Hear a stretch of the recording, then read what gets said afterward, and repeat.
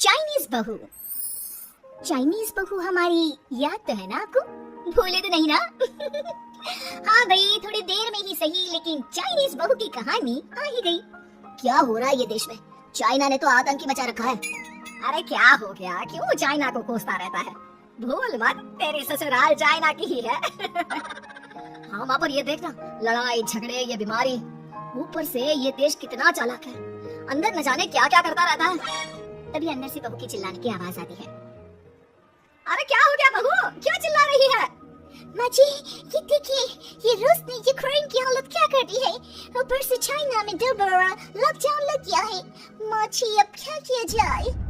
अरे तो तुम लोगों को क्या परेशानी हो रही है? मैं तो यही नहीं समझ पा रही हूँ।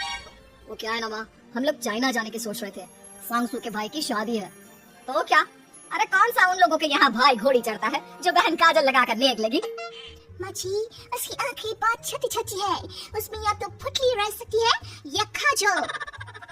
साले की पुतली निकाल कर काजल लगा दो, अंधा कहीं का। क्या क्या बोले तुम मेरे भाई के बारे में? अरे नहीं नहीं बहू, वो तो बोल रहा था कि तुझे नेक मिल जाएगा। बहन है ना तो उसकी। नहीं नहीं माँ जी, मैं सब समझती, ये मेरे भाई का मजाक बनाते रही थी। कितना सीधा है मेरा भाई, बिल्कुल छिपकली जैसा। नहीं नहीं बहू, सीधा गाय जैसा होता है। सही पकड़े हैं माँ जी। हाँ, तो मेरे भाई की शादी है, मैं चाइना जरूर जाऊंगी। तभी पड़ोसन आ जाती है। अरे नहीं नहीं बहू, तू कहीं ना जा, हम लोगों का मन कैसे लगेगा तेरे बिना। ले बहू, तेरे भाई के लिए ये शॉल रख ले, हमारी तरफ से गिफ्ट कर देना। अरे सब कितने अच्छे हैं, मेरी चाइनीज बहू को कितने प्यार से तुम लोगों ने एक्सेप्ट कर लिया। सच में बड़ी भाग्यशाली हूँ मैं। कैसी बात कर रही है? ये तो हम लोगों के देश की खूबसूरती है कि हर किसी को दिल से अपना लेते हैं, बस वो भी दिल से हमें अपना समझे। कैसी बात कर रही हैं आंटी जी? मेरे लिए आप सब सासू माँ जैसी ही हैं।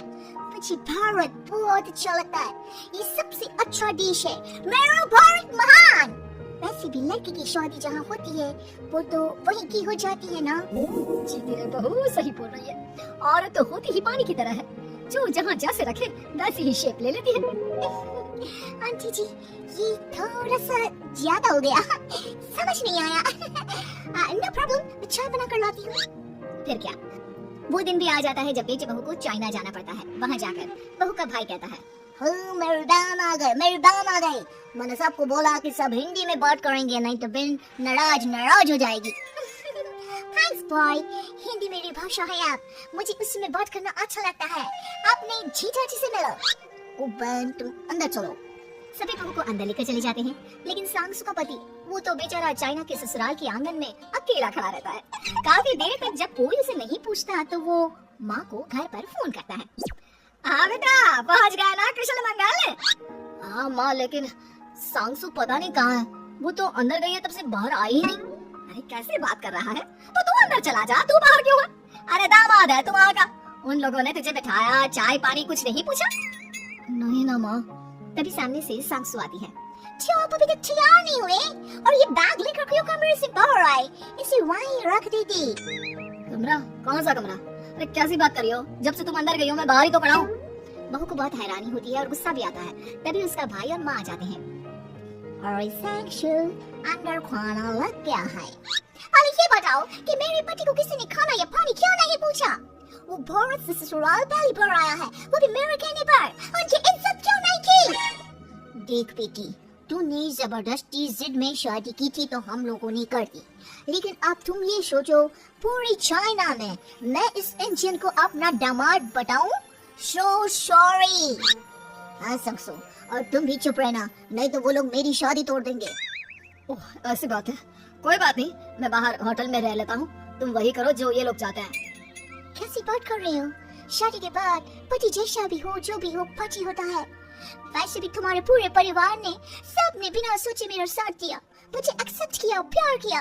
मैं अपने देश में आपको अकेला कैसे छोड़ सकती हूँ?